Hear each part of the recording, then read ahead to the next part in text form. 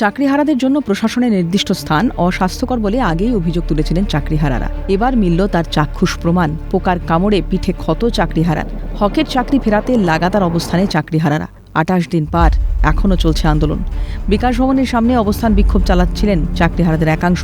আদালতের নির্দেশে সেই স্থান পরিবর্তন করতে বাধ্য হন তারা। করুণাময়ী বইমেলা প্রাঙ্গণের বাইরে ফুটপাথে বর্তমানে অবস্থান মঞ্চ রয়েছে তাদের। সেখানে আন্দোলনের ৫ দিন পার। তবে প্রথম থেকেই প্রশাসনের নির্দিষ্ট জায়গা অস্বাস্থ্যকর বলে অভিযোগ তুলেছিলেন চাকরিহারারা। সেই অভিযোগ এবার সত্যি প্রমাণিত হলো। ত্রিপলের ছাউনিতে খোলা রাস্তার পাশে রাত কাটাচ্ছেন চাকরিহারাদের একাংশ। তার মধ্যে এক চাকরিহারার পিঠে পোকার কামড়ের ক্ষত দেখা দিচ্ছে।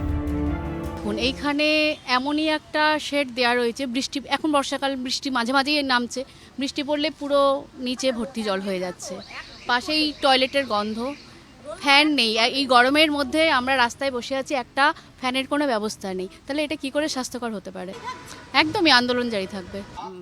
জায়গাটা তো ভালো না, কিন্তু আমাদের এখন পরিস্থিতিতে এখানে এসে থাকতেই হচ্ছে। আমরা পরীক্ষা দিতে তো চাই না, চাই রিপ্যানেল হোক অন্তত, যাতে আমাদের চাকরিটা ফিরে আসে। এইটা ভীষণই গরম এবং বৃষ্টি হলে প্রচণ্ড জল ঢোকে, আশেপাশে অস্বাস্থ্যকর পরিবেশ। তো এখানটা আমাদের আন্দোলন চালিয়ে যাওয়ার পক্ষে সত্যিই মানে উপযোগী বা সহযোগী নয়। যেতে পারি, কিন্তু কেন যাব? শক্তিপদ চট্টোপাধ্যায়ের একটি কবিতার লাইন ছিল ঠিক সেই রকমই চাকরিহারাদের প্রশ্ন। পরীক্ষা দিতে পারি, কিন্তু কেন দেব?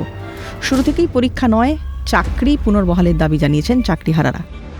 তাই আমাদের দাবি যে আপনারা দরকার হলে ওএমআরটা তো হাইকোর্ট এবং সুপ্রিম কোর্টে মান্যতা পেয়েছে, সেই ওএমআরের ভিত্তিতে আপনারা রিপ্যানেল করুন, প্রয়োজনে আবার ইন্টারভিউ নিন। ওই ওএমআরকে বেস করে যে মার্কস পেয়েছি আমরা সবাই, সেই মার্কসের সঙ্গে আবার ঘুরে ইন্টারভিউ নিয়ে আমাদেরকে আবার পুনর্বহাল করুন স্কুলগুলোতে। কিন্তু কেন দেবো? যে অন্যায়টা আমরা করিনি সেখানে আমরা সেই অন্যায়ের শাস্তি পেতে চাইছি না।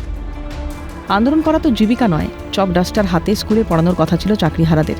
কিন্তু যোগ্য অযোগ্য বাছাইয়ে ফেঁসে গিয়েছে যোগ্যদের জীবন। লাগাতার চলছে আন্দোলন। আর এই অবস্থান মঞ্চে চাকরিহারাদের অসুস্থ হওয়ার ঘটনাই প্রথম নয়।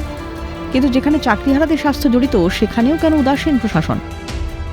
হাইকোর্টের নির্দেশ অনুযায়ী বিধাননগর পুলিশের পক্ষ থেকে এই যে মঞ্চ তৈরি করে দেওয়া হয়েছিল, সেই মঞ্চ একেবারেই স্বাস্থ্যের পক্ষে ক্ষতিকর বলেই মনে করছেন চাকরিহারা শিক্ষক শিক্ষিকা। কারণ তারা বলছেন যে এখানে যেভাবে কোনো জলের ব্যবস্থা নেই, বিদ্যুতের ব্যবস্থা নেই, সেই জায়গায় দাঁড়িয়ে যে শৌচালয় করে দেওয়া হয়েছে, সেই শৌচালয় একেবারেই ব্যবহারের পক্ষে ঠিক নয়। ক্যামেরায় জাকির সিং এর সঙ্গে দীপাঞ্জনা সাউয়ের রিপোর্ট, ক্যালকাটা নিউজ।